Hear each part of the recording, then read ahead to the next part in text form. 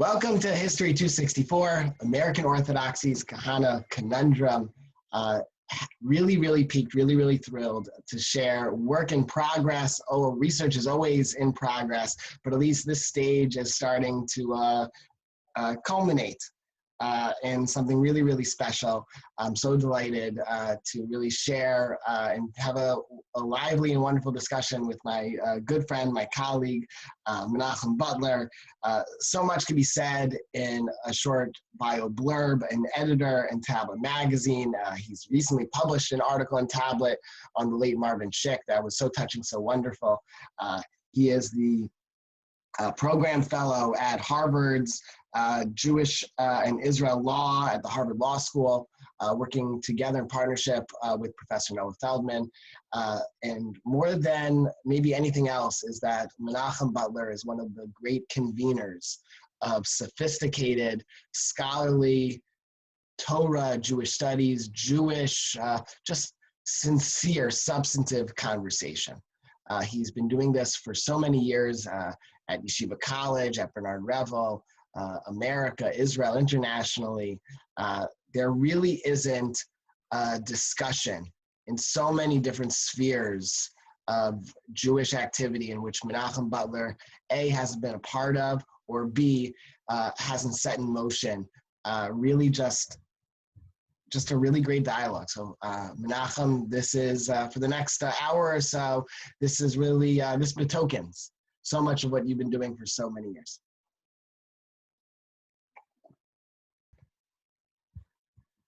Why does Kahane matter? Is maybe something to begin with. So much so that this was the conversation, this was the curiosity of the front page article in the New York Times, the early 1970s. If you see on the left panel, a little bit small, the complex past of Meir Kahane. Menachem, why does he matter?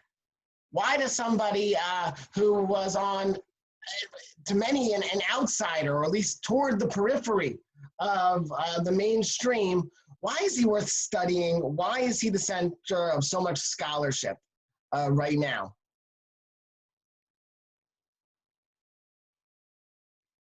So first of all, Zeb, thank you very much for inviting me to your class today. Classes you've been hosting over these past few weeks have really been remarkable, and you've really created an added layer of research into the history of American Orthodoxy. And I hope that your platform continues to grow and thrive, even as this kufa of coronavirus, COVID time, will hopefully move on soon. So Kahane is significant, I think, because even though throughout his life Kahane was dismissed as irrelevant, he was ignored by many in the American Jewish establishment, in the American Jewish community. In Israel, when he would later move to Israel, he became a member of the Knesset, of the Israeli parliament.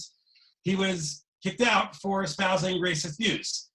And of course, Meir Kahane was the first victim of Al-Qaeda terrorism on American soil when he was assassinated in New York in 1990, which we'll get to at the end of the class today. It's easy for many people to read a section of a piece that he writes, maybe hear one of his aphorisms, every Jew at 22, never again, choice quote, and to feel that they understand or they get Meir Kahane's ideology. But really it's more complex. Even if someone doesn't actively wrestle with Meir Kahane in the ideological front, in visually interacting, considering his impact and what his teachings mean to a person individually, one is always interacting with Kahane in front of us or behind our backs. We're always wrestling with him. And really, he's contributed much to the American Jewish anxiety over the relationship of the Jew and the other. Few people have had as dramatic an impact on the community, and Kahane is always there, sometimes, again, behind us and sometimes in our face. It's not insignificant that over the past year, as there's been a rise of anti-Jewish violence on the streets of New York and around the United States, there have been many people who've taken to display some sort of article of Jewish identity. People who otherwise wouldn't be wearing a yarmulke, some people suggested we should wear a yarmulke, other people would wear a chai necklace. They're wearing the chai necklace I would suggest, not simply or not because somebody is believing or advancing the Kahane Chai ideology, but perhaps even Am Yisrael Chai ideology, which was an initial idea of Meir Kahane as well. And relevant for now, the reason why it's especially important to discuss Meir Kahane is that his 30th yahrzeit is coming up in November. There have already been a number of lectures. This past Friday, my dear friend and colleague, Professor Shaul Magid, delivered a lecture, was in conversation at the American Jewish University in Los Angeles over Zoom. And there will undoubtedly be more events, more publications, people from who were originally part of his community, people who were originally his followers, to people who will continue to be his followers. And everybody is going to be looking at Kahane as some sort of Rorschach of where they see themselves now and where the community sees itself now.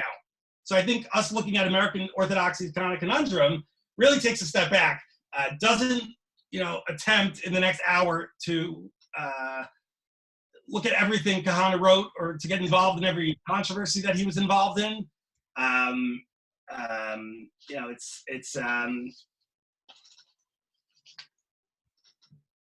wrote a lot. He shared a lot. But as much as he shared about his own struggles and his own views and his own anxieties and his own frustrations with the American Jewish community and with people in particular, and we'll discuss a number of them, there's a lot that he didn't publicize, and there's a lot that has emerged both in terms of this New York Times article and elsewhere. But that's really focusing on Kahane the person, whereas, and just with this, I'll finish this point, it's important to distinguish between Meir Kahane the person and Kahaneism, which as Professor Aviezer Ravitsky in the 1980s described as the movement that emerged from Kahane, which to place it in a somewhat traditional context, looking at the model of the Gemara and Menachos, where Moshe Rabbeinu goes to Rabbi Akiva's classroom. And I think there are many parallels that one could see, both in terms of how Kahane viewed himself, as well as the community of followers, even those people who went further than him. And at that point, the cat was out of the bag.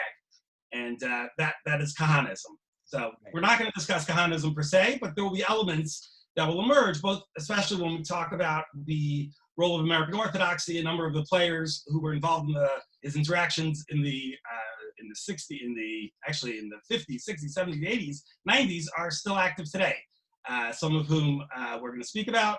One of whom, Rabbi Irving Yitz Greenberg, who was on your class this week.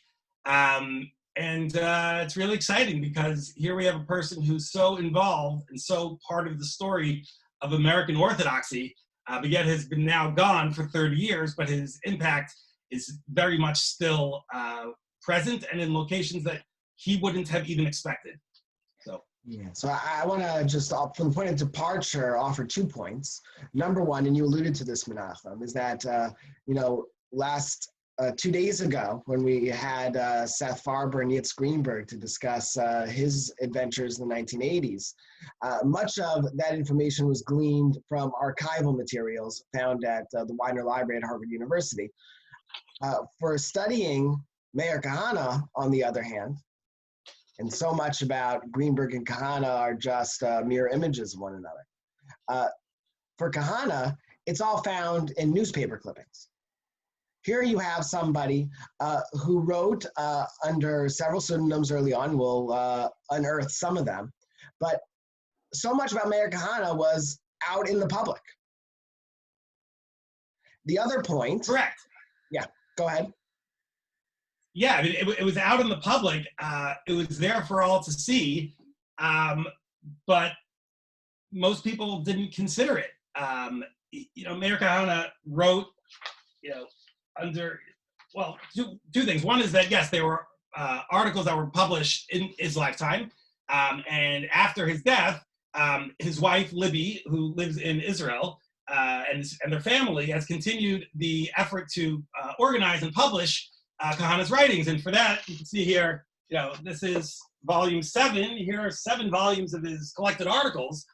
And for the most part, scholars who write about Kahane, it's been my experience in reading all of their scholarship, that they tend to quote his articles as published here, not looking at the Tzuras Hadaf, the location where it's originally published, which there's some interesting things that we find there, but even more significantly, I would suggest, yes, in the first volume of his collected writings, volume 1, 1960 to 1973, and these are all available on Amazon to purchase. I think they're $20 or so to buy. Selected articles in 1960. What? Well, you don't collect royalties for that promotion. I do not collect royalties. I'm not promoting anything that we're discussing here. I'm simply studying it as a journalist and as a scholar. Absolutely. The articles, in 1960, there's one article. In 1961, there's 5 articles included. 1962, there's 9 articles included. In those periods of time, he has several hundred articles that were published in a series of publications in the Jewish press, as well as in other publications, which we're going to see on the slides, and which really reflect not only the Meir Kahane that most people have come to know and understand, or attempt to understand, but really provide us with the blueprint for how it is that he emerged as the ultimate leader in his community that he was. Through the various articles that he wrote, the experiences that he had, the people that he met, the topics that he wrote about. Ultimately, over time, when we read these pieces, we can see inklings of how these ideas later showed up in his subsequent writings, as well as in the JDL and Kach and elsewhere. So I would suggest, and really a conversation that you and I have been having for many years, is really looking at newspapers as the first step of recording history. As our mentor and friend, Professor Jonathan Sarna, has written about the role of the American Jewish newspaper throughout the early years, in the 19th century, early 20th century. For some reason, American Orthodox community, the study of the American Orthodox community has not fared that well in people looking at the primary texts. And I believe with the exception of one document at the end, all of the documents that we will be presenting in our talk today, and which I assume will be uploaded to my academia page or to your academia page or wherever, all these documents are available, and I found them at the New York Public Library, Yeshiva University Library, Columbia University Library, Brooklyn Public Library, Harvard University Library, Jewish Theological Seminary Library, all the libraries where students and scholars and journalists of American Jewish history go and find. It's just an issue of really wanting to look for them. Right, with Orthodoxy and the study of it, and it's in vogue right now. The Aguda has mounted its whole run almost of the Jewish Observer that begins in 1963, and it might be something to consider for other organizations to also think. I know that Yeshiva University Archives has put much online, but think about the press, think about Jewish life, think about Jewish action. Think about several YU publications here in Chicago. The school that I am the provost of the Hebrew Theological College, even, so it's a call to myself, a call to action to mount publications that really tell the story of American Jewish life over the 19th and 20th centuries. Absolutely. I mean, the article that you and I wrote several years ago on the on Bat Mitzvah in the Orthodox community, some of the main sources were based on synagogue bulletins digitized by Yeshiva University and made available on their website.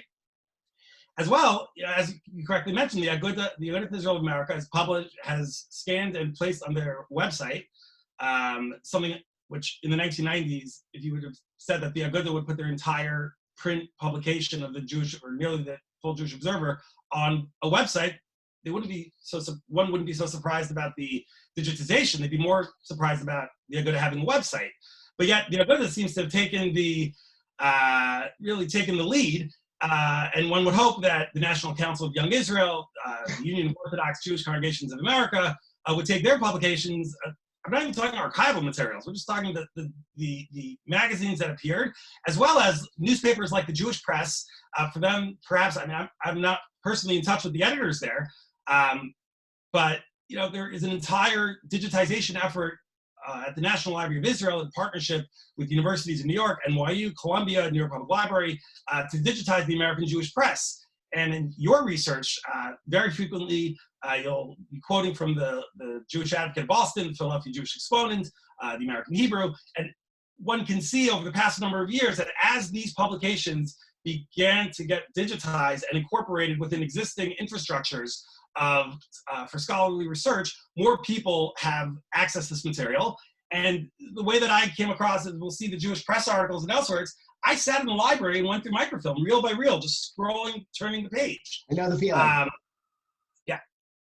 And the other point, that's point number one. Point number two about the study of Kahane is that while Meir Kahane was shaping his various identities and coalescing them into a singular, although complicated, very complex identity in the late 60s, 1970s, what he represents to many people, and you see evidenced in the Times, is a fascination, a curiosity, and especially in a post-67, a post-Six-Day War American Jewish community. Meir Kahane, talk about a symbolic exemplar. I'm not sure about that, but he was a symbolic paradigm. He represented a curiosity and maybe deep down inside, maybe not deep down at all, an interest and a proclivity of a certain segment of the American Jewish community, and perhaps that tension is that we're going to explore between the Orthodox establishment, and by that we mean mainly the rabbinical establishment, and Meir Kahane, is that deep down in parties, to quote from A Few Good Men, there was something truthful that resonated with this establishment. And so Kahane, they didn't necessarily want him to be in the periphery so much. Here you have the Times, I'll blow it up a little bit more, the complex past of Meir Kahane, a multifaceted individual, scholar, author, one of his nom de plumes, Michael King, the founder, of course, of the JDL, Jewish Defense League. But he begins as Martin Kahane. So here is his yearbook photo.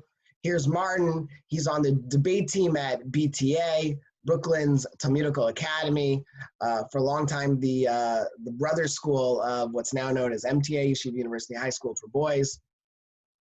You see here, he's on the debate club.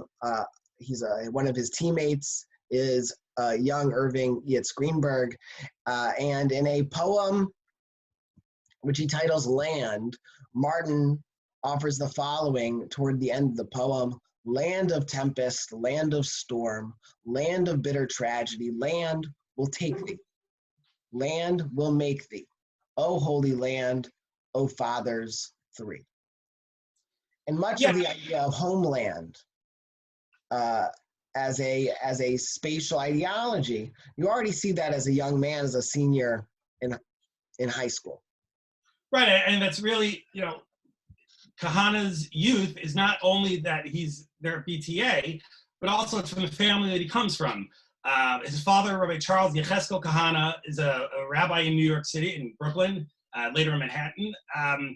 And Meir Kahane's mother's father was actually a student of Meir Simcha Devinsk, and Meir Kahane, the grandfather, Rabbi Trainin, was one of the three people who received rabbinic ordination, and Meir Kahane is named after Meir Simcha Devinsk, and really was proud of his rabbinic ancestry lineage. And also, he really grew up where his father was a follower of Jabotinsky, and that there was a relative, I believe it was a great uncle, who was injured in the pogroms in pre-state Palestine in the 1920s. So it was really with that background, as well as when one reads this poem about land, when he talks land of tempest, land of storm, land of bitter tragedy, for him it's personal, because he experienced through his family, and also, hearing the stories of those people around him growing up. Right, and so he's born, of course, in August 1932. So he's born in the Great Depression. He's born to he's a scion of a deeply entrenched rabbinical family. And here you have in the late 1940s his yearbook of Martin Kahane. And then he also transforms from time to time to Martin Keene. As a sports journalist, he was something of a Yankee fan. The Mets, I don't know if he became a Met fan. Most Jews, I think. There's an article waiting to be written about when the Dodgers leave, New York Judaism and New York Jews become Mets fans. I don't quite understand it. I don't understand my own affinity towards the Baltimore Orioles, unless I want to be a masochist. Yes, after he graduates BTA, he then he studies at the Mir Yeshiva in Brooklyn. He becomes under the spell, and I use that term carefully, of Rav Kamenovich, who is the Yeshiva there, and he spends his time learning, and he really hones his skills of, how does one become a Talmid Chacham? How does one become and what does it mean to be a Talmid Chacham in America? What is the platform, or what's the pulpit from which he'll share his ideas? And it's actually at that time that he's at the Mir that he began. I mean, already in high school he was interested. His yearbook page calls him a journalist. He was a journalist, and it was during the time that he was in the Mir that he was drawn to publishing and writing. A story that was shared with me this week, anecdotal, of course, from the name of Reb Nata Greenblatt from Memphis, told me by his son, Reb Joey, that Meir Kahane told Reb Nata Greenblatt that he was one day learning in the yeshiva, and one evening late at night learning in yeshiva, and Rav Kamenovich walked up to him, and Rav Kamenovich was famous for his Vadat work and rescuing Jews during the war. Came up to Kahane and said, you have to call a certain State Department official, tell him I'm coming tomorrow. And Meir was like, it's late at night, can I call? He said, no. When Jewish blood is flowing, how can you be silent? And it was just that sort of, this wasn't just seeing what people were saying on the street or hearing on the street, that this was for him coming from within, at least according to this account, from within the Beis Medrash and from within the rabbinic framework. And that, conjoined with this training to become a lively journalist, to write compelling prose, is again another item in the shaping of the identities of Rabbi Meir Kahane. Rabbi Kamenovich, of course, was one of the 11 Roshei Yeshiva to sign the ban on intrafaith dialogue, prohibiting, Psak Din it was called, prohibiting sophisticated or substantive conversation for Orthodoxy with conservative and reform, and particularly membership of Orthodox Jews and Orthodox organizations within the Synagogue Council of America and the New York Board of Rabbis.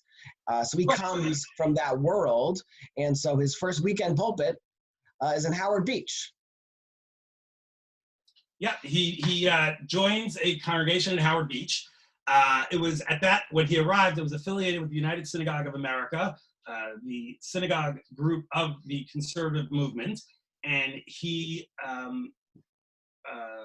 was successful in having the congregation sever their ties with the conservative movement formally. And as he was educating and as he was sharing more what he would refer to as traditional Judaism, and he took a special focus on the youth. He would have onegs and shabbatonim, and he really sought to raise their level of religious observance. To this day, anybody who grew up at Howard Beach at the time was really one of two sides. Their families were one of two sides, and really those feelings continue till now. And I've spoken with some people who were students from then, as well as from his next pulpit, and he was a very passionate pulpit rabbi.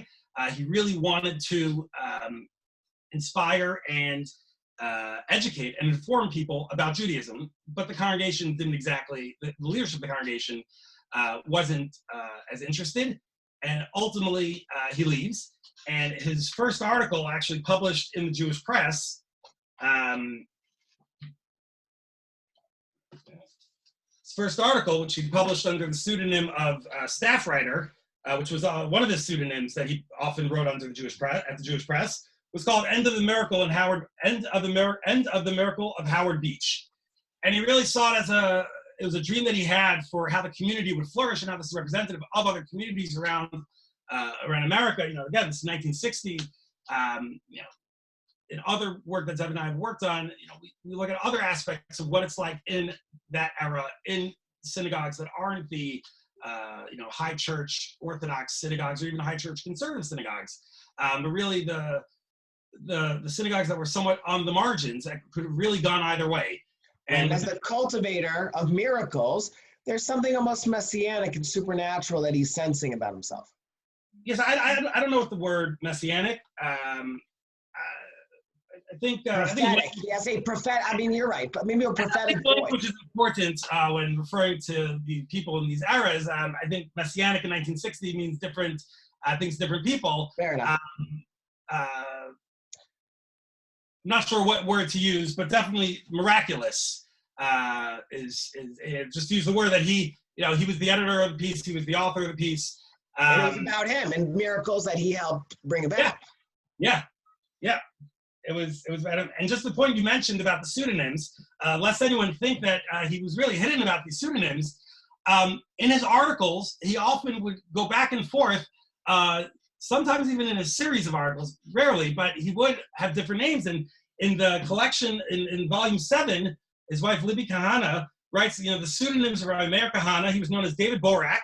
That was a series in the Jewish press called Exposing the Haters. Meir HaKohen was a series of Israel Through Laughter and Tears. Martin Keene in the sports column in the New York and Brooklyn Daily. Michael King, which he used for his persona when he was focusing on Washington politics related to the Vietnam War. He published a book co-authored with Joseph Cherba.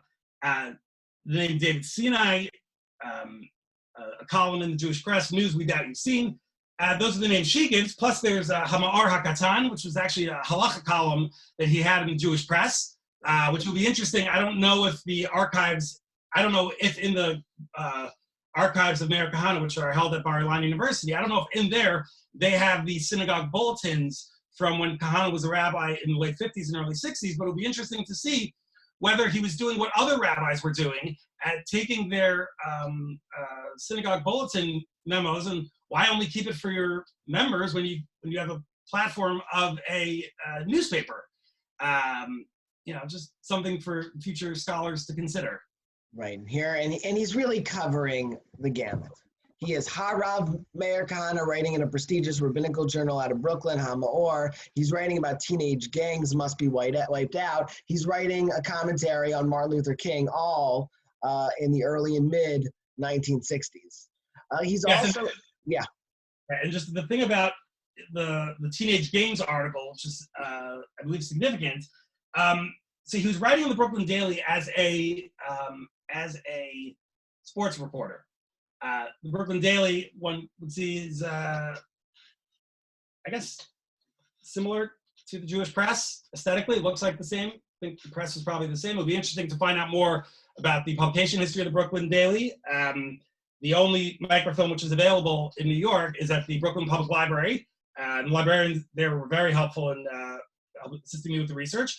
But he doesn't only write about the sport. He doesn't only write about sports. And yes, he was a Yankees reporter. His uncle, Rabbi Isaac Trainin, who we'll mention later, takes responsibility for, probably the only thing he took responsibility for Kahane was getting him to be a Yankees fan, bringing him to Yankee games in his childhood.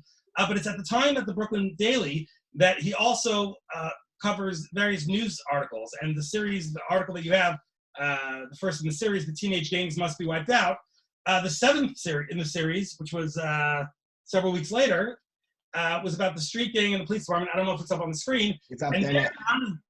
Quite literally brought into the police department to hear from the police leadership as to what efforts are being taken to combat gang violence in New York. And it's just, as one reads this, it's perhaps instructive to compare with the later development of the JDL as to the tactics that he employed, both in terms of what he was going to represent and what he was responding to, and to compare it to the teenage gangs from the early 1963, of which there is a tremendous amount of material written about in just the general New York City history, of which obviously, just you mentioned, Kahane is very much part of general New York City history. And he's a step ahead of everybody. He has an absolute knack for anticipating a conversation years before it happens. So he's writing about the New York teachers' strike in 1968, long before other people are paying it, not the strike itself, but what the forces and the steps taken before it. He's also one of the first in the Orthodox Jewish space to note, after several false starts, the beginnings and the staying power of NCSY. Correct. There is an article that he writes. What's the date? He writes that he doesn't like leaving the Beis Medrash to go to conventions. It's a motif that he later has in life of the waste of American Jewish organizational of the American Jewish organizational space, but he chooses to go to a Shabbaton. Let me just see where the page is. Well, it's here, and I have a quote up on the screen. They were not all observant Jews. NCSY wasn't quite Kiruv, wasn't outreach back then. It was sort of a synergy between observant Jews looking for a lifeline, other people. It was certainly outreach. No, quite a few came from homes and environments that were not what we call Torah true. He's using a very Hirschian but a good term, which is really important. Once again, he's focusing on training young people and looking at what charismatic leadership can do to bring that about. Correct, and he's using two columns later. He says, "How many are there among us, however, who dedicate themselves to gathering in the spiritual exiles among our people? How many devote themselves to healing the religious cripples and herding together the last young sheep? How many groups give their hands to the irreligious Jewish youth and say, 'Come, my son, taste and see how good is this Lord'?" This is December 1962. This is literally at the same time as he's also writing the articles of reflecting on the death of Rav Aaron Cutler at his funeral. And you mentioned before, Rav Kamenovich is one of the signatories of the Psak Din of the Rosh Yeshiva against Orthodox involvement in the Synagogue Council. In an article in November 1962, a month earlier, Kahane is all in favor of this Psak Din and is really— It's right on the screen right now, talking about the Gedolim and the authority that's being undermined by other people who are compromising.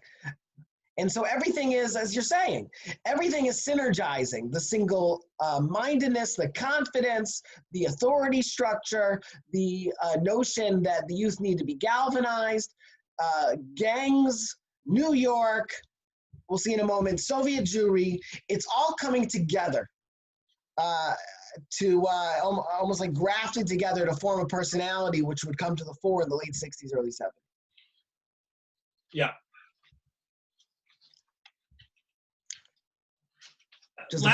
Yeah, go ahead. Last week, as I mentioned before, Professor Shaul Magid and Rabbi Aryeh Cohen at American Jewish University had a Zoom webinar on about Meir Kahane.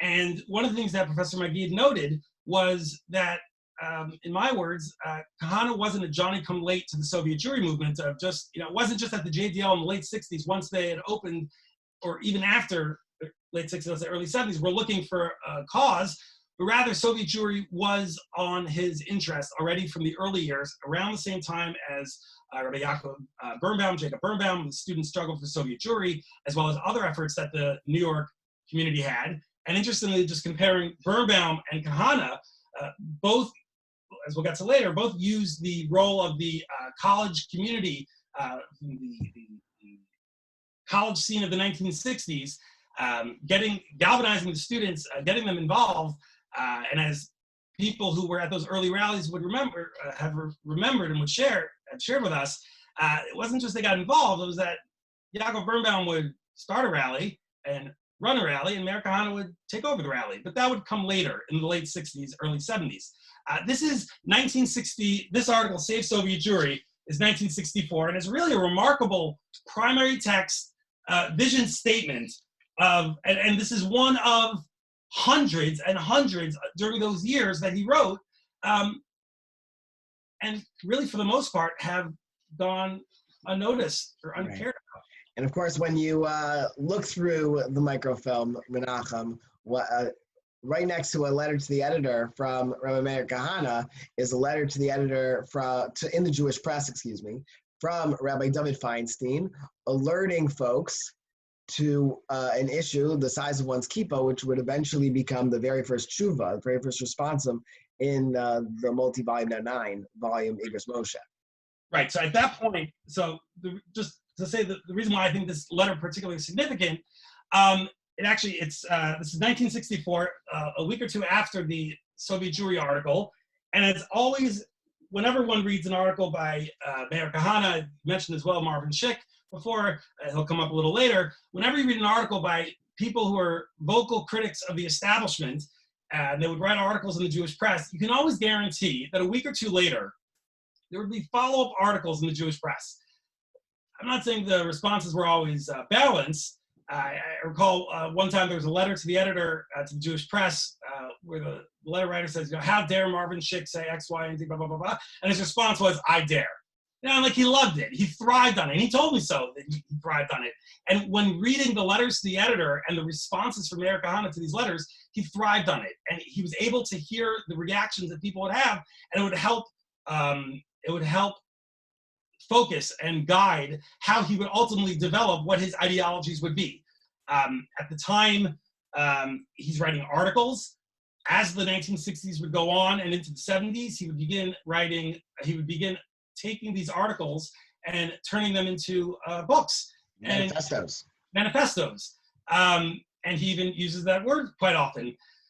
And these paperback books are really part of a larger trend at the time of not only in the Jewish community, both in terms of the relationship between the newspaper and books, syndications. As we know, Herman Wouk's "This Is My God" is syndicated in the New York Herald Tribune, I think, and then later in the Jewish press a series of times, right in 1960. In 1960. But at the same time, in the Scientology world and in the world of, right. Jewish Book Month of the 1930s is parlayed into articles and popular writing by all people, right. of all religious aspects in America. Absolutely the case. And seeing it, and he's seizing upon it.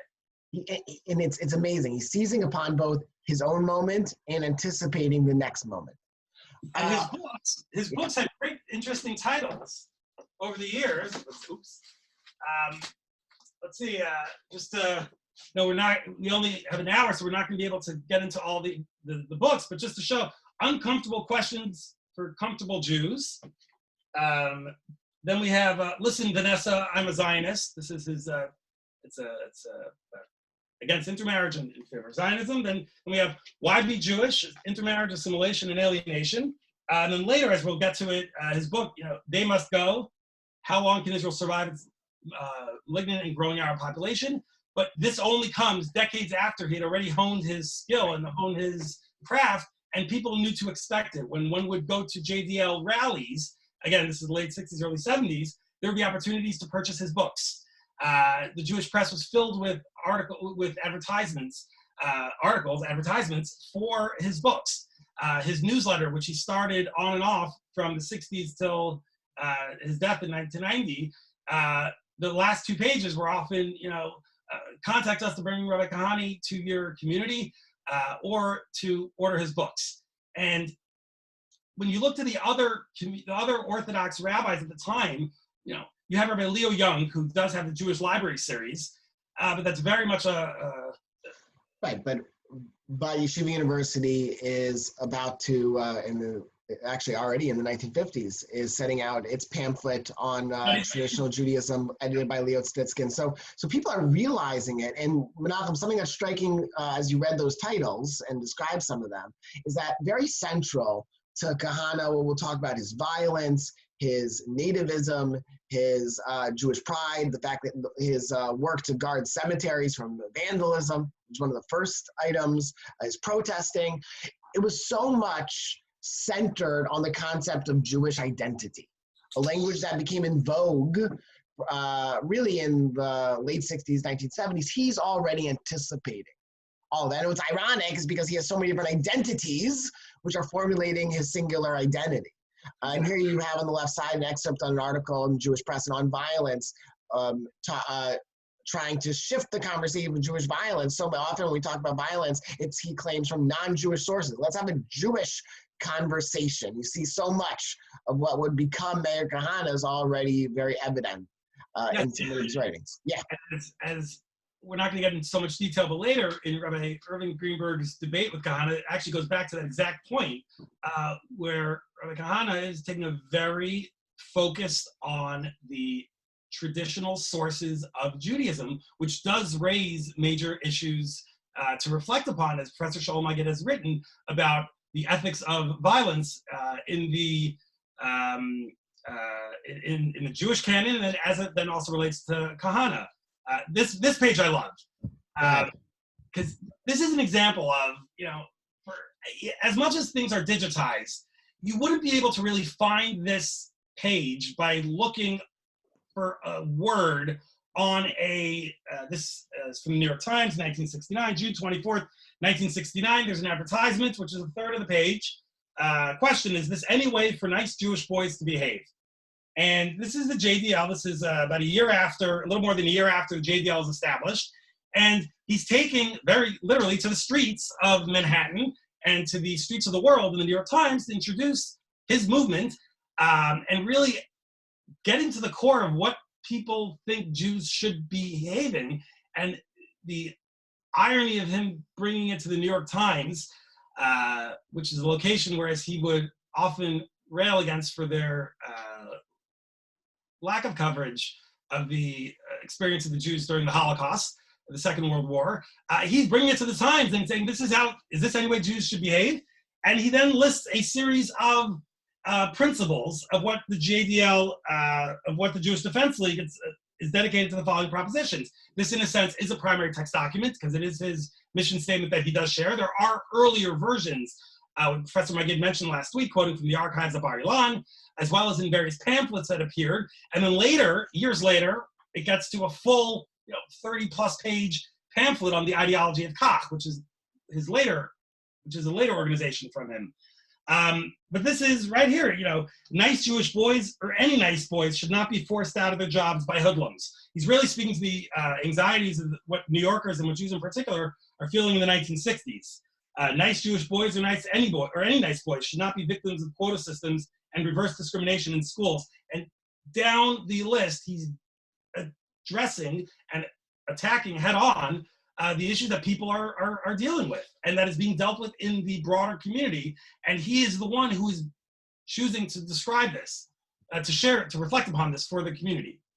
Right. So, and the ideology, because we have to say it outright, of the Jewish Defense League, founded in the late 1960s, is how would you capture that, Menachem? Let me use his words. One second. How would I, basically defending Jews, not giving in at all to Jews, not giving in at all to violence against Jews, keeping the story and the experience of Jews in New York on the front pages. Later, when he raises the awareness in his communities of the experience of Jews in the former Soviet Union, he does the same thing, and he perpetuates, participates, performs acts of violence. All for the sake of Jewish defense. It's a Jewish Defense League. He opens a camp called Camp Jedel, Jedel, Rashi Tevos JDL, in upstate New York, and it's a training camp. It's a militia camp. In the early, it's training. What? And so this idea of maintaining Jewishness, first it flowers, I guess so to speak, in New York, but it extends certainly to the Soviet Union. It turns into wherever Jews need a phalanx to protect them and to preserve Jewish identity in a Kahane-like fashion. That's the JDL's mission. And pick a year from 1969 to 1970. Pick a year, any year. Well, 69 to 70, I'll pick 1970. Okay, 1970, pick a month. We did not prep this. June 1970. Okay, June 1970, June 11th, Kahane gives one of his people $2,200 to purchase guns in Virginia. June 13th, one of his people disrupts the National Resistance Party meeting and is arrested for a previous assault. June 22nd, demonstration outside the Soviet mission after 11 Jews arrested for hijacking in Leningrad. when we go back to the early 70s, you had mentioned, or the late 60s, you had mentioned the cemetery, and that's something that when you speak to the early members of the JDL or members of Kahane's community, whether for or against, they all remember that on Halloween 1968, members of the community at that time, he was living in Laurelton, the members of the community called the police department and requested security around the cemetery, around Montefiore Cemetery, to prevent Halloween vandalism, as had happened in previous years. Police department had their resources focused elsewhere, and so Kahane called his followers, later they became known as the Chayas, the animal squad, brought in the Chayas to protect the cemetery. And there were people like, you know, that's actually very nice that there's somebody who's standing up for the Jews and doing this. When it comes the next year, when it comes to 1970, famously in January 1970, there was a gravedigger strike in New York. It's the JDL it's Mayor Kahane sends members of the JDL, sends the Chayas, who had trained in physical activities, and sent them to do the grave digging in New York. To this day, you talk to people who were involved both in the funeral home industry, and they remember back then, oh yeah, Kahane's Chayas showed up, and they were the ones who actually dug the graves for the Jews. And that was an authentically Jewish experience. I'm talking about the perception, not the fact. And if you take a look at the New York Times ad that's up on the screen, remember this is 3 years after Thomas Morgan publishes Vanishing American Jew, which publicizes that so many young Jewish men are marrying non-Jews. And so he's using a very Jewish language. Is this any way for a nice Jewish boy to behave? And he's coupling that together with Federation speak of survival. So even though this image looks quite violent, under the backdrop of the fear of exogamy, right, of intermarriage, this is a viable solution. Yep. Yep, but he was always on the margins. He wasn't, as I mentioned before, Rabbi Isaac Trainin, his uncle, Rabbi Isaac Trainin, was later the head of major force in the Federation world. Major force in the Federation of Jewish Philanthropy's world. And Mayor Kahane often disrupted his meetings and really was a pain for him. And he would actively, Rabbi Trainin would write about this in his memoirs, in his articles in his memoirs about that, like, why does Mayor keep on showing up, co-opting his community, his communal vision? What Mayor Kahane is seeing is, here there's a platform where these people are choosing to get involved, and they're just doing it the wrong way, so I need to educate them. And he's on the periphery, but he's a viability. And he's in the thoughts. He is a consideration of so many different directions of North American Jewish life, and people are picking up on it. Here you have the return of the JDL, nice Jewish boys with bombs. Is this any way for nice Jewish boys to behave? His rhetoric is circling. It's circling throughout American Jewish discourse, whether they agree or not with him. Here are some images, I believe from the New Yorker, of Kahane, militant. Here you have a young girl practicing karate, learning karate, I assume. You have people dressed in army paraphernalia, never again, an image of the Holocaust. Jews will not be bullied, Jews will not fall, never again. Here you have Kahane clean shaven, protesting with other Jews with the Israeli flag behind him. And yep. And people are curious, even if he's on the periphery, no less than Newsweek is surveying and canvassing and conducting polls of how many people agree with Mayor Kahane. And they find that he resonates mostly with Russian Jews. After all, now he is knee-deep in the Save Soviet Jewry movement.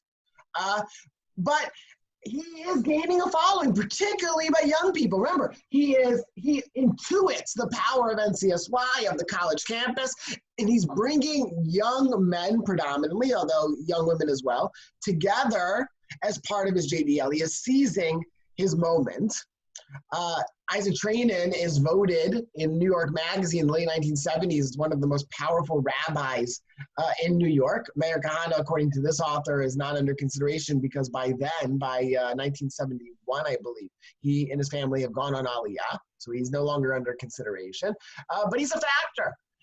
And here, as Menachem, as you indicated, his uncle, Isaac Trainin, they're interlinked with one another. And so the article begins with, nevertheless, the force now from Israel, although he's visiting quite often, as we'll find out, sometimes he's stuck in America, he still looms large in the scene. And Menachem, I mentioned your fabulous tribute to Marvin Schick. Marvin Schick in the early 70s in the Jewish press writes an article about his top rabbinic power rankings in New York. And even though he's already made Aliyah, Marvin Schick can't help but include Mayor Kahane in his Hall of Fame of the New York rabbinic establishment. Yeah, and just, when you mentioning Marvin Schick, when one reads Mayor Kahane's newspaper articles, there's a whole vocabulary that emerges. There's Crown Heights, Crown Downs. He has all alliterations and nicknames, pejoratives for his opponents, but none were as great as the way that he described Marvin Schick, referring to him as a Schick-Yingle. At that time, Marvin Schick was an advisor to Mayor Lindsay, and Schick-Yingle, very much literally a court Jew. And Kahane would just like, the people who were Schick-Yingles, Marvin Schick was the anti-Mayor Kahane. And the fact that they both wrote in the Jewish press, they both were in a constant conversation with each other, is very interesting as well. They were both possibilities for the paths of an Orthodox Judaism. His violence, of course, in the early 70s, and one in particular really starts to dislodge many of his followers from Mayor Kahane, and that is a bomb in the Hurak office that kills a young secretary, right, in early 1972. Yeah, so with Iris's death, Iris Konis, right? Iris Konis' death, that really reflects some sort of shift in the public perception of Kahane. Because it's one thing when Kahane and his chais are just beating people up and they're protecting Jewish land, and they're not really killing anybody, or they're not killing anybody. But once they're taking it from baseball bats and hitting people to placing bombs, and then throughout the 70s and into the 80s, this is long after Kahane officially leaves the leadership of the JDL, they go much further, and there's a series of bombs that are taking place. And ironically, we don't really know how many, because the JDL was somewhat of a decentralized organization, and scholars actually noted the way that they would call people. There was like a calling tree in order to get people to come to the rallies. We don't really know what the leadership okayed, and there are a few examples where when the news would call the JDL leadership saying, "Did you do that?" They said, "No, we didn't, but we should have." And we'll take responsibility. Will that get us in the newspaper? And what happened then, it wasn't just about getting in the newspaper at that point. Kahane gets arrested for weapons charges and for incitement for his protests in New York. As well as some of his followers get arrested for the weapons charges. And for this, it's also instructive to look at the writings, the voluminous writings of Professor Alan Dershowitz, where he describes when he was an attorney for Kahane and the JDL people, as well as Mr. Nathan Lewin from Washington, who's also the lawyer representing the followers of Kahane. And Kahane is, at this time, the layer of the court cases that he was involved in, most famously when several years later, when he's in jail, he files a lawsuit for kosher food for Jewish prisoners, and he wins the lawsuit on that. And he successfully sues the government on that. Again, this is just another layer of where he's involved in. As you mentioned, he moves to Israel with his family in the early 70s. His wife raises their children in Israel. He tries to come back as frequently as possible.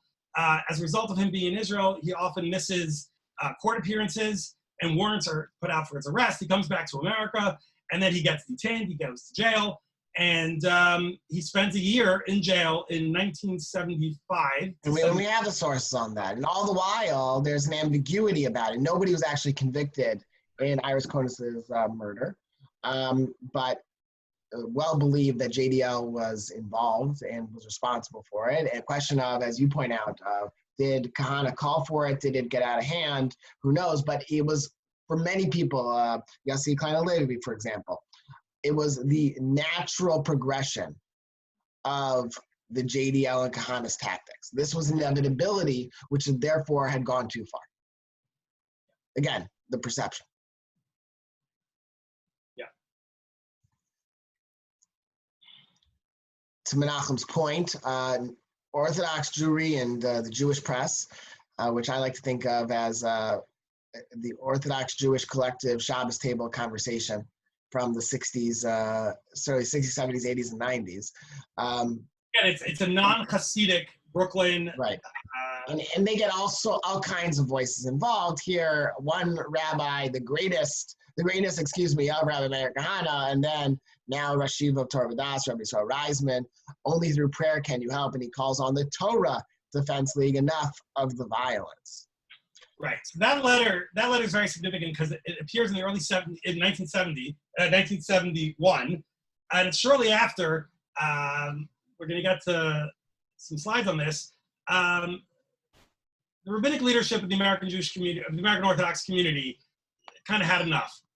According to one of the scholars, Robert Friedman, one of the great scholars of Meir Kahane research, suggests that the State Department contacted Moshe Feinstein through an intermediary to rein in Meir Kahane because it's negatively impacting the Americans who work in the Soviet missions. And these are two tshuvas that you have on screen. Meir Kahane intimately. Right. Sorry. Go ahead. Yeah, I mean, Moshe is, Meir Kahane writes two questions on, in 1959, one on disabilities and one about bat mitzvah. Moshe later published in Igros Moshe. Moshe knows Kahane, he knows his family, he knows his father, he knows his relatives. And Moshe's son-in-law.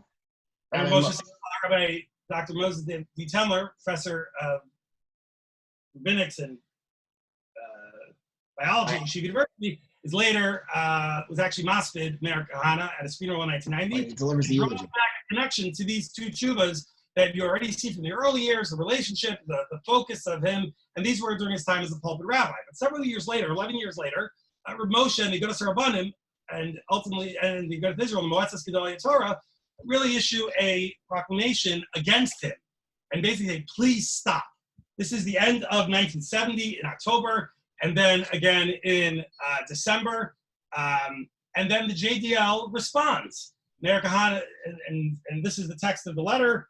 Reb Moshe advised the constituency, based on observation on the laws of Torah, that the JDL's activities which impinge upon governments and states are not in consonance with the ways of Torah, which forbids us to act against the people with force and altercations. It's also clear that our Jewish brothers in those lands in no way desire these activities. Jews who are faithful to the Torah and to these commandments should not participate in these activities.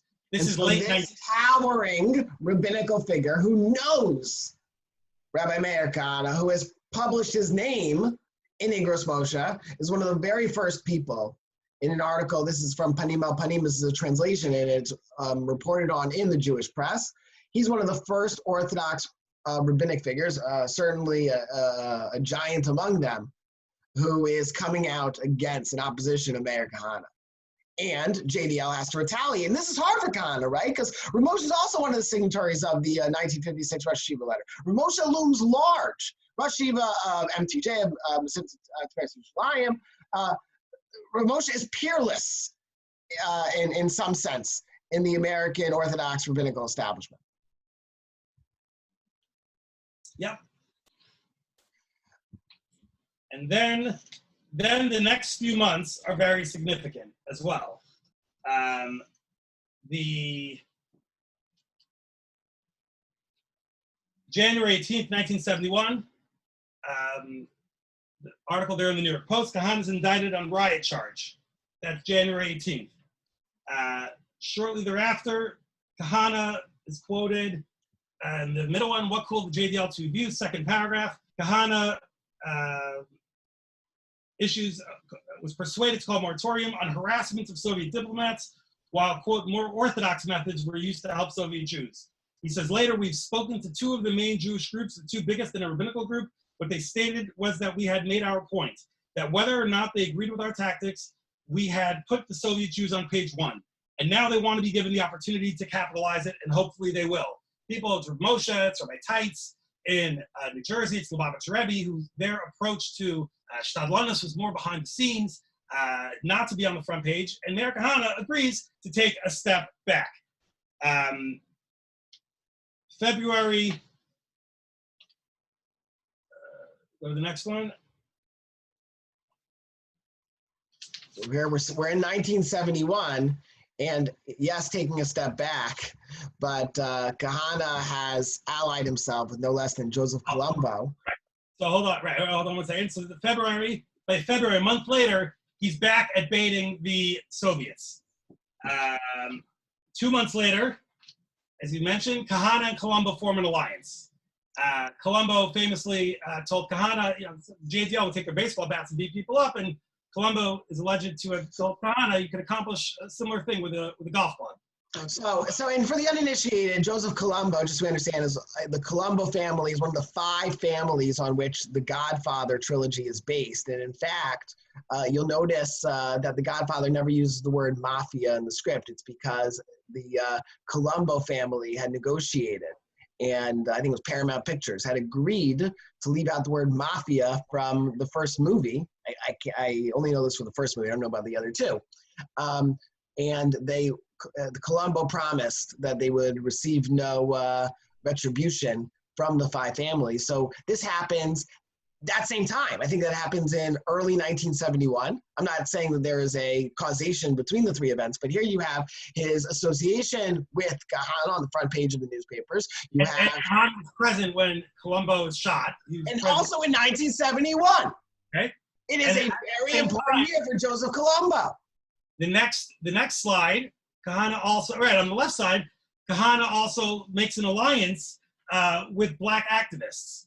That for Kahane, it wasn't just about he's going to go fully in with the Italians or fully in with the African-American community. It's really whatever community will help him achieve his goals. Ultimately, with Colombo, is a little different because they shared lawyers and they were able to work on legal strategies. But really, Kahane is open to working with anybody that reaches his goal of saving Jews. Right. Well, Colombo would be short-lived because he would be shot and paralyzed and incapacitated for the remainder of the last 7 years of his life. But Kahane made his point by having his affiliate. Unquestionably, to be photographed with him, one of the leaders of the 5 families, eventually would be gunned down fictionally by Don Corleone, was very, very significant. He knew what he was doing. He was a PR master of sorts. And finally, in the mid-1970s, eventually in the 1970s, he is arrested. He's arrested. He sits in jail again. Remember, he's living in Israel at the time. He comes back to America, and they can't leave. People didn't realize that he made Aliyah. He was ubiquitous. Yeah. At that point, he had not renounced his American citizenship, something that he never wanted to do. In the 1980s, the United States government wanted to remove his citizenship. I believe Mr. Lewin, was his attorney on this point. Nathan Lewin. Nathan Lewin. But here you see, before you're talking about the role of the different rabbis who knew Kahane, here when it comes to his sentencing, this is 1975. Yes. We have a list of the rabbis who vouched for him. Rabbi Fabian Schoenfeld, president of the Rabbinical Council of America. Rabbi Benjamin Blech. Rabbi Nachman Bullman, Rabbi Moshe Tendler, we had mentioned him before. Rabbi Avi Weiss is included as well. Not to say that they agreed with him, but there was something about Meir Kahane.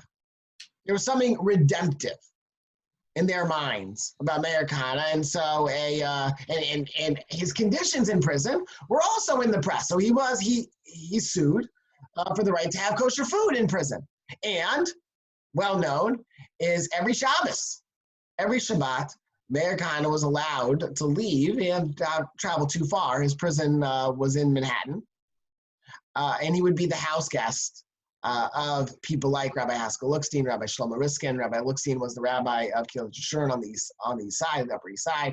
Rabbi Shlomo Riskin was the founding rabbi of Lincoln Square Synagogue. Rabbi Emanuel Rackman on the east side. And people would come.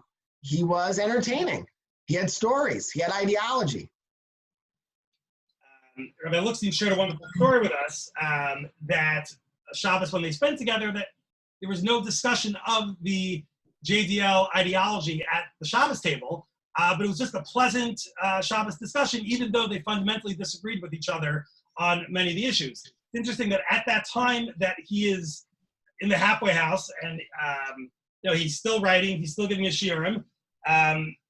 Shortly thereafter, he publishes an article. I think it's the next slide.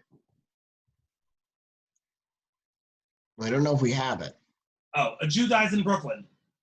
And this is an article which really also captures a certain experience of the era. Not there were Jews who were getting beaten up, and there was a call by Rabbi Emanuel Rackman and Rabbi Norman Lamb to suggest for Jews to carry money on Shabbos, to carry mugger money. And Rabbi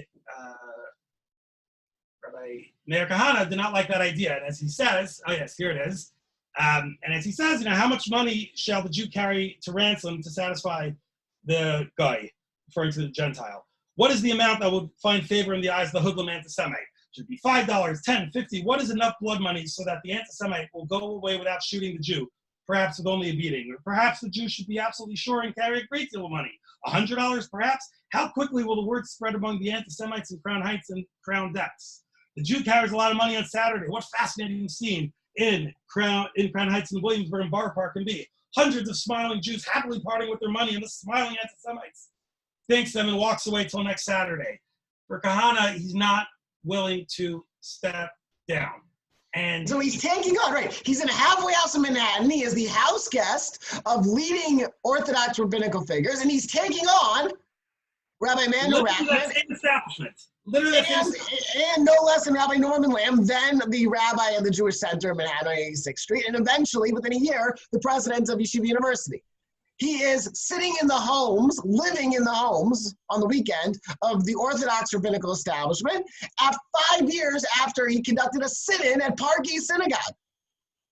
Yeah, and just you say living in the homes, just to clarify, the reason why you used that phrase was that according to some of the accounts of interviews that we had done, after Rabbi Kahane would have Shabbos lunch, either at various shuls, Fifth Avenue Synagogue, in particular, he would take a nap on the couch in the shul, or Rabbi Rackman would invite him back to his house. And this is after Rabbi Rackman is not a fan, to say the least, of Kahane, like all these other rabbis. But yet, obviously, he needed a place to eat, sleep, before he would head back to jail. Right. And it's really this dialectic that is at play here in these specific years. And while other people were not allowed at Yeshiva University on its Washington Heights campus, Meir Kahane was a frequent visitor. His crowds in Reuben Shul would receive 200. Once it's reported in the student newspaper, 700.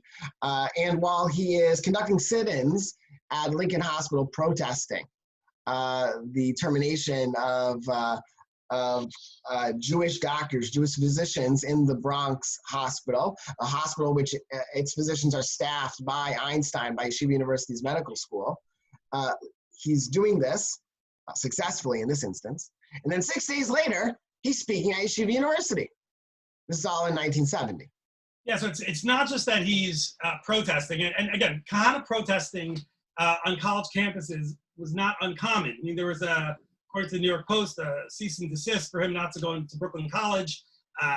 He ends up suing to get that changed. But what was interesting in this case was in Yeshiva University, at that time, Einstein Medical School is under its auspices, and they, the Puerto Rican group of militants, the Young Lords, and the New Left group known as the Young Doctors and Health Workers, demanded community control, that a Jewish doctor shouldn't be the one in charge of a particular unit.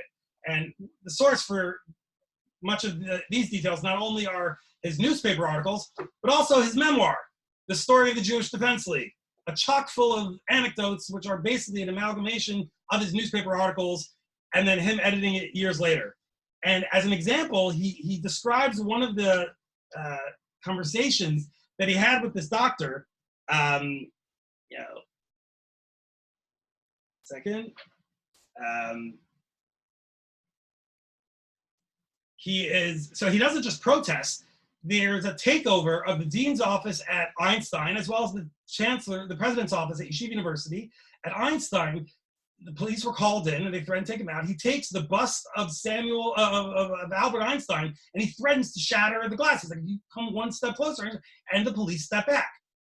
His threat of using that violence. Kahane then writes a few years later, September 72, Dr. Einhorn, this doctor, sends him a letter for best wishes. The chairman of pediatrics at Lincoln Hospital, right? Correct, who was temporarily suspended. Says, with appreciation for your past interest in my case and my deepest apologies for my past ingratitude, which I deplore and for which I pay dearly. And Kahane says, I have to explain what this letter was. He says that as they were sitting in the dean's office of Einstein, the telephone rang, and it was this Dr. Einhorn calling. Says, thank you for taking my plight and making, helping the efforts. He says, but could you please leave since this is not the proper way? And then Kahane tells Dr. Einhorn something, and it's a remarkable idea, and it really resonates in so much of what Kahane deals with elsewhere. And what's amazing is this anecdote isn't in the newspaper, so it's like you kind of have to see all the sources together and on their value. He tells Dr. Einhorn something that most Jews in trouble whom the JDL helped did not seem to understand. Quote, we are not doing this for you, and we are not interested in what you think. We are doing this because you symbolize Jewish rights that are being trampled, and we intend to see to it that those rights are protected, whether you like it or not. And it didn't matter. When things went too far, it didn't matter what the person who came to the JDL with their problem was. Once it becomes a JDL matter, it becomes a JDL matter. And then Kahane himself would institutionally suffer that. When he realizes once things became JDL, it gets beyond just Mayor Kahane. And he lost control, as he would describe it. Then he ultimately steps down as chairman of the JDL. Years earlier, though he always wrote, he continued writing for the Jewish press. He stepped down as an editor. He was one of the editors. He stepped down, went back up. Just because he had stepped down didn't change any of the coverage of him, both in his lifetime or after his lifetime. It is not uncommon now to see articles in praise of Mayor Kahane,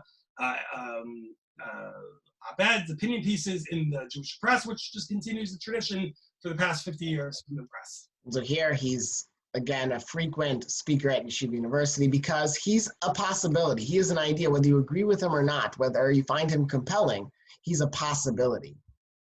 Yeah. Yeah, go ahead. Both you and I, began our careers at the Commentator, and reading through the old issues of the Commentator, it's not just that he came to campus, and that front page above the fold coverage of it, interviews with him, as we'll see a little later, and right. Really, and to the best of our research that we found, there doesn't seem to be, perhaps one exception, criticism from the leadership of Yeshiva University at the time of the 70s and 80s of Kahane's activities at Yeshiva, at the JDL and at Yeshiva as well. Right, and he spoke at Hebrew Theological College in Chicago, in Skokie, Illinois. Where he didn't speak was, he was banned from Hillel on most campuses, and the Orthodox Union would not allow him to speak, but nevertheless they would cover him in their monthly or bi-monthly periodical, Jewish Life. They would cover him because he was a possibility. Notes on the JDL experience, book review. It can happen here, question mark. Prominent members of the Orthodox community, Elkanah Schwartz and Reuben Gross, who was a lay leader on the Orthodox Union, are writing about him, not necessarily as a proponent, but not as an antagonist either. Again, the agnosticism reflects the possibility of Mayor Kahane.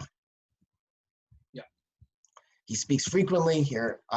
He's on the docket, on the schedule of Touro College, which was founded just years before. The students are writing about him, and students are protesting. Take a look at Hamavaser, the Reitz publication, Rabbi Yochanan Theological Seminary, its students are protests against Kahane. There were students who took issue, certainly with Mayor Kahane, and protested like he would have in front of Reuben Shul and in Reuben Hall dormitory.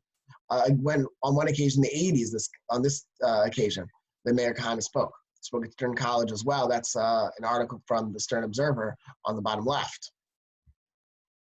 Yeah. Here's Lamb again, Rabbi Lamb again. And the opposition to Meir Kahane is becoming much more vocal after Iris Konis's death. Here is from Journal of Reform Judaism, Kahane's Kampf, Defense League, Hero or Villain, and then known as Yossi Klein, Nice Jewish Boys, reflecting on how he, a nice Brooklyn-born, I believe, Jewish boy, was able to get out of the JDL. And so while American Jewish life and its pundits are willing to put down and dismiss Meir Kahane and dispatch him as a viability, as a possibility, Orthodox Jews, save for Moshe Feinstein and the Aguda, are not. Right, and again, by this time, late 70s, early 80s, there are more attacks that are taking place against interests that seem to align with what the JDL would be interested in promoting. They took many of them, and in the public consciousness, whenever people had heard that there was an attack, oh, the JDL is doing it again. There would be lectures interrupted. Whatever the lecture was, if there was a large gathering of Jews, the members of the JDL's Chayas squad would show up and protest. So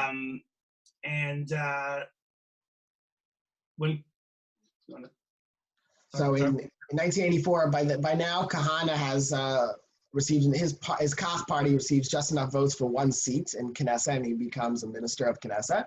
Eventually, the Kach party is expelled on the grounds of racism by the Israeli Supreme Court.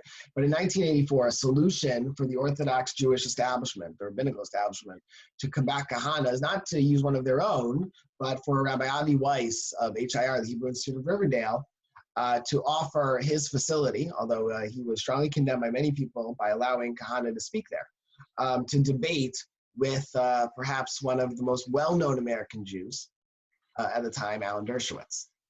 And here you have an article on the left side from the local Riverdale press. Likewise, a student at the time, now rabbi, but then Natty, Halfgott, must they go, and writing a long halachic treatise explaining why Kahane must go. And in fact, we don't have it up here, but Kahane responded to Halfgott. Yeah, a few weeks later in the Jewish press.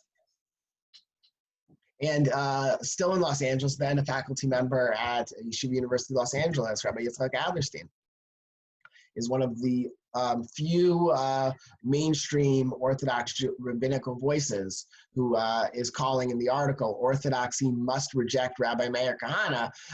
This is a testament not only to Rabbi Adlerstein's position, but also it acknowledges that the Orthodox rabbinical establishment is not condemning Rabbi Meir Kahane. Right, but he's right. Rabbi Adlerstein's writing that in the journal Shema. Yes. And he's outing. He's outing he's airing dirty laundry. Right. But he's also not using the internal discourse, the internal location of, let's say, a Jewish press or somewhere else. Just something to consider also. Right. And going back to Dershowitz for a moment, he asks, why am I doing this? Is how he begins his speech, his opening remarks at his debate with Kahane, and depending on who you ask, they won. And it was a rowdy affair. He would be interrupted, but it's very dangerous to debate Meir Kahane because his followers did not play kindly to standard debate rules. He says, I debate Kahane because no Arab is debating Yasser Arafat, because no African American is debating Jesse Jackson. Not to compare the two, but those are his remarks, I believe. So here I am as a Jew debating Meir Kahane and the violence of his words and his actions and his, to use your words from an hour ago, the spell of Meir Kahane. Yeah, and as he would later write in his book Chutzpah, Professor Dershowitz, he would write that in 1973 he represented members of the JDL who were arrested in the bombing of the Sal Hurak office and the death of Iris Cones.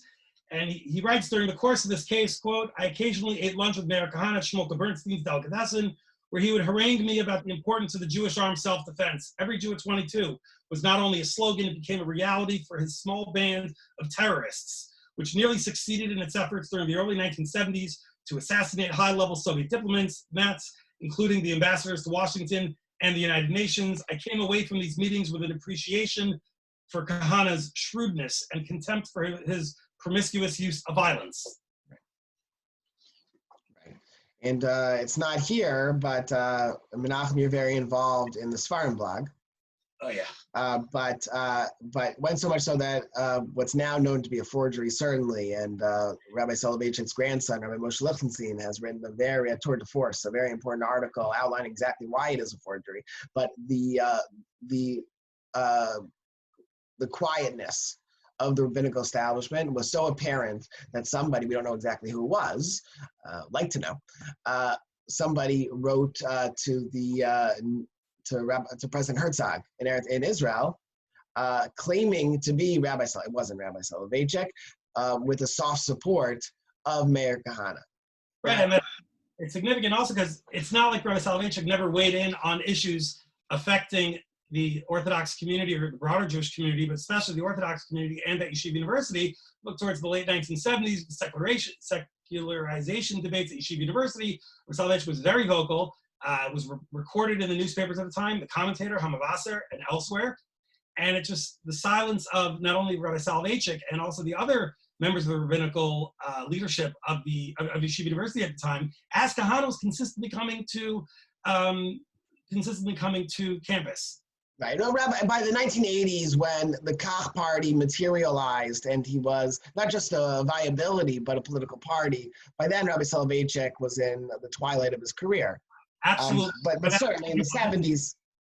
Correct. And there is some students, notably Rabbi Shalom Karmi, in an article in Academe, he writes that Rabbi Soloveitchik Rabbi Soloveitchik was the looming figure, the towering figure at Yeshiva University for over 40 years, opposed him, that it's not in writing. Yeah, but as you noted earlier this week in your class with Rabbi Greenberg, as the mid-1980s arrives and students of Rabbi Soloveitchik begin to exert their leadership of communal matters internally at Yeshiva University, political matters, and specifically, as you noted, Rabbi Herschel Schachter referring explicitly to, or not explicitly, I guess explicitly, implicitly to Rabbi Irving Greenberg, there were other opportunities where members of the staff didn't respond. You and I were student leaders at Yeshiva. We wouldn't be able to bring certain people to campus to speak. There were certain protocols that were in place now, and we'll get to that at the end of the class. But back then, it seemed that with the exception of Rabbi Greenberg, anybody was able to speak at Yeshiva. And certainly Kahane. Certainly Kahane. Yeah. Here, his ideology, and a word that's very dear to me lately is authentic. Not that he is an authentic expression of Orthodox or Jewish life, but rather that the perception of it. And again, he's emerging, and if we haven't made this clear, let's make it clear, is that he's, with his partnerships, his alliances with Colombo, with the Black Panthers, with others, shows just how fraught America is in a culture of violence. Kahane is coming out of that milieu. And that he's able, though. Yeah. And this pamphlet is it's quite literally a manifesto. It's one of two manifestos at the time. In the 80s, he also writes a major essay, 40 Years, which he wrote when he was in Ramla prison in Israel in the early 80s. But this is really to be studied and to be seen as a result of decades of writing on these issues. And at this point, this is where Martin Kahane all have coalesced into Meir Kahane with that fist up in the air. And the Israeli members of his Kach movement take this is translated to Hebrew. He has a movement, Ar Harayon, Sfarim as well with that name. And this becomes a manifesto of sorts. And literally at the exact same time, Rabbi J. David Bleich, Rosh Yeshiva University, in the next article, writes an article again in Shema about condoning the condemning the use of violence in the name of religion. He doesn't explicitly mention Kahane, but I am at a loss to figure out what other community of activists he's referring to. In 1984, he's now Kahane is a minister. There's no question that this is a thinly veiled response to the Orthodox the Orthodox establishment's lukewarm embrace or rejection of Meir Kahane. And he, as a Rosh Yeshiva at Yeshiva University, it is significant that this is issued at the time. And in 1990, Meir Kahane is murdered. Yeah. Kahane, up until the end, he was continuing his literary attacks in the Jewish press against all members of the the Orthodox community. His last attack was against Rabbi Shlomo Riskin for being too dovish. Article against Rabbi Riskin. A year or two earlier, there's a slide earlier against Rabbi Norman Lamb, then the president of Yeshiva University. And all the while this was happening, there were these debates, and for a time, many of these debates were online on YouTube. Several months ago, there was a news article that YouTube had pulled several thousand videos of Meir Kahane from the internet. I didn't check in the past week to see whether they're up, but at the time, when one would watch these videos, you see the debates between Kahane and Greenberg, Kahane and Avi Weiss. And all set in motion by the Dershowitz debate. If Dershowitz can do it. Exactly. And so Greenberg, I think, does it twice. Avi Weiss does it once, and he's about to debate Kahane. I actually think Greenberg only does it once, because he says after the debate, he said, first of all, he says Kahane stacked the audience with his followers. And again, because it's a performance. Kahane understood it's not just about the argument, it's about the whole performance. And Yitzhak Greenberg, usually so composed, so thoughtful, so in control of his language, all of the articles relate how he was disheveled, he wasn't himself with that presentation. And he then says after that, I don't have an exact quote in front of me, but in a sense, the person who was his friend from childhood, literally, they've then gone their separate ways. So much so in 2003, there's an article in the foreword where Rabbi Greenberg compares and contrasts to Kahane. But really, at that time, the only person who continued maintaining a interest in having a continued dialogue was Rabbi Avi Weiss. And in one of his memoirs, he's written a number of them, Open Up the Iron Door, Memoirs of a Soviet Jewish Activist. He tells the story of the final debate that they were to have in New York. So Rabbi Kahane comes to New York in the fall of 1990, and he has a series of public lectures. It's publicized in the Jewish press. He's very open where he was. He wasn't hiding these events. And they were then scheduled to debate on November 6, 1990. At a time, several weeks before then, there were tensions that broke out in the Black and Jewish communities in Brooklyn. And Rabbi Weiss suggested to Kahane that they should postpone the debate until the atmosphere calmed. He refused. The week before the scheduled event, he writes, Meir's followers plastered signs across Riverdale, Avi Weiss is a wimp. Then as I was preparing the night before the debate, I learned that he had been assassinated by an Egyptian-born gunman. As later, Rabbi Weiss would explain to us, and based on his conversations with the police at the time, he writes here, I've been told that his last words were, tomorrow night I'm in Riverdale to debate Avi, and I'm going to whip him bad, end quote. The whole event shocked him deeply, and then the next day, a day or two later, was the funeral in New York, followed by the funeral in Israel.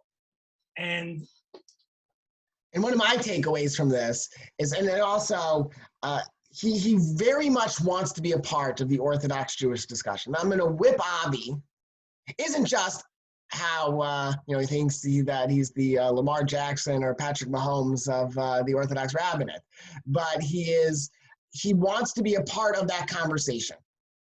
And in some ways, Dershowitz grants him the greatest gift he could ever have, right? As Neusner publishes articles, Jacob Neusner, that is, a longtime professor of Talmud and religion at Brown University, he said, he announced, I'm not going to debate Meir Kahane. Finally, Dershowitz has opened up the dam. These waters are coming, and now Kahane is able to debate the people that he once was in locked arms with Soviet Jewry. He's able to have these conversations. So the very day that he died, one point we forgot to mention is that the day after he debates Dershowitz, he's back at Yeshiva University. Yeah. And he's a part of that conversation again. I'm going to kick Avi, however irreverent, is all about how I so badly want to be entrenched in an authentic, in his mind, Orthodox Jewish conversation. And Rabbi Weiss told us when we spoke with him a few months ago about our research, that we were just wondering, like, he's debating Dershowitz at HIR that night. The next day he's at Yeshiva University. It's like, walk us through where was he staying? So he tells us, actually, Meir and Alan came for dinner that night, and it was a wonderful dinner of us talking. And then we went to the synagogue to debate. It's really seeing the whole picture really adds some texture to it. Right, and posthumously, of course, is 1994 when a devotee of Kahane and the Kach party, Baruch Goldstein, tragically opens fire in an Arab mosque in Hebron. He kills, I believe, just under 30 Muslims praying. He himself is, of course, killed. And there are a lot of questions. There are a lot of questions of what caused somebody who was remembered by his teachers when he was at Yeshiva University as a nice Jewish boy. It could be capable of such violence. And much scholarship has been done. And there was, of course, rabbinical discussion. Rabbi Lichtenstein, the late Rosh Yeshiva of Har Etzion, colloquially known as the Gush, convenes a number of conversations about how did this come to be. It's a powerful moment, coupled, of course, with the assassination of Yitzhak Rabin. Around this time, it's really, really important. One of the conversations, which hasn't been picked up on, but it was present in Purim, 1994, when Baruch Goldstein committed these acts of terrorism, comes from the rabbinical establishment. So in the JTA bulletin, the interview, Rabbi Louis Bernstein, an organization man within the Orthodox establishment of the highest order of Mizrahi, twice, I think the only time somebody's ever been twice the president of the Rabbinical Council of America. He also rejected Kahane's admission to Mizrahi in the 70s, and they had a debate on the pages of the Jewish press about Kahane saying, why are you rejecting me? Anyways. Kahane was not encouraged at yeshiva, but he reached people there, said Bernstein. Right? Ashamnu, right? We are guilty. We are guilty. We have tolerated his phenomenon of Kahaneism in Jewish life, he said. This tolerance, this is now the author of the article, reflected both an indifference and a respect for Kahane's positions, even though they were not endorsed by Orthodox authorities. So, and that's important to contextualize, right? Is that nobody should leave here thinking that the Orthodox rabbinate and the people that we've mentioned, that they aligned themselves with Meir Kahane, but they also would not reject him. The tolerance was manifest in the fact that Kahane was afforded a platform at the campus, which barred speakers on campus seen as too liberal religiously, presumably referring to Rabbi Yitz Greenberg. In a letter, a memo, from the director of public relations at Yeshiva University to then President Rabbi Norman Lamb, indicating that they made a correction. The late edition of the New York Times after Kahane's death reported that he was a musmach, that he was ordained at Yeshiva University. No, in fact, his only affiliation was that he, as we saw his yearbook photo, had graduated from BTA, from its high school. He was not made rabbi from Yeshiva University. And point number 2, FYI, Kahane gave YU many heartburns over the years, including several of them, most notably the Lincoln Hospital affair. And a representative of Agudas Yisrael points out, while there is much outcry after the Goldstein affair, after his acts of terrorism, reflecting on the relationship between the Orthodox establishment and Kahane, he writes, 19 years ago, and throughout the years since, Agudas Israel leaders, leading rabbis and heads of yeshivas representing the mainstream of the Orthodox traditionalist world, constantly and consistently made it clear that Kahaneism, reflecting on Moshe Feinstein, no doubt, was outside the pale of their thought. Rabbi Kahane himself was barred from speaking in virtually the entire traditionalist yeshiva world. And indeed, he and the views he espoused never attracted broad support within the mainstream traditionalist community. This is the Orthodox right, this is the yeshiva world. while soul searching is always commendable, so he's reacting to reflections that the Orthodox did not do enough to push out Meir Kahane. The al-Chet, right? Similar language, similar high holiday language that was invoked by Louis Bernstein of alleged Orthodox guilt pronounced by some leaders of the Rabbinical Council of America is misplaced as a general indictment of Orthodox Jews. Here you've been a good leader. What Brandis that Rabbi Brandis makes clear that, no, wait a second, it's not us. We rejected him long ago. No less than Moshe Feinstein. If anybody needs to do introspection, if anybody needs to call for public fast and consider why this has happened, why it's possible, again, that this is the perception, this is the conversation that's being had, that Martin Keene leads to Meir Kahane, leads to Koch, leads to Baruch Goldstein, that's an RC, it's a modern Orthodox discussion. So where does that leave us, Menachem? It leaves us that his 30th anniversary of his assassination is coming up in the next few months in November. And the relevance of him, of Meir Kahane's thought, of Kahanism, both as espoused by the JDL and has been picked up by other segments of the religious community, political communities, unknown to Kahane or that Kahane wasn't involved with, are very much alive now. It's instructive seeing how the different leaders in earlier years reacted to him, how they engaged with him, how they didn't just either ignore him, how they engaged with him, criticized him, how they didn't back down. As Rabbi Weiss told us, he wished that as he said, he wished that he had one more opportunity to have a conversation with him. Not that necessarily he was going to be able to convince him to totally change his ways, but just so that he could allow his perspective to be heard, just so that Rabbi Weiss could allow his perspective to be heard by Rabbi Kahane. And I think just, here on the 30th anniversary, there's going to be a lot of discussion about him. People are going to be quoting him and mentioning the impact of him. And debating him. And debating him. And it's just interesting it's important to understand how he got there, how we got here today.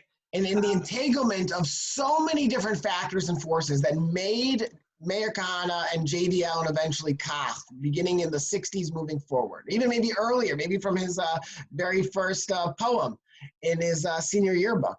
The entanglement of his ideas, which resonated, Jewish identity, Jewish survival, speaking to young people, traditionalism, authenticity, all of these ideas that were seen as very good, how they became entangled with things that many people think are very, very bad.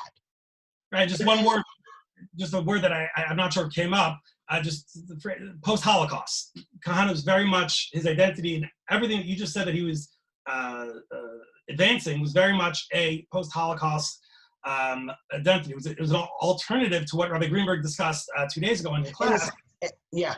And his Holocaust discourse starts to reemerge, particularly in the early 70s. Hasidani has written a long book about this. Kahane, all of a sudden, he anticipates a discussion that's about to happen.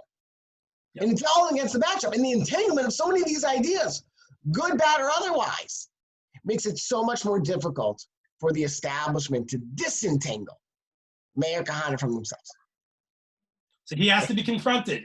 He and his thoughts have to be engaged, have to be confronted, have to understand what he's saying, where he's come from, and also what responses to it are. Just saying, oh, it's a crazed lunatic who's a fringe character, that's not an acceptable response, yeah. As history has shown us. Right, and as history always shows us is that it's complicated. In any case, Menachem, I'm sure that everybody anticipated that we would have plenty of sources with you as part of the discussion. Thank you so much. I trust that we dealt with the conversation with a certain level of objectivity, looking at the sources, and really taking the issue and the stakeholders at full depth. And that's all that really I could have asked for from a colleague and from a friend. Menachem, thank you so, so much. Thank you very much.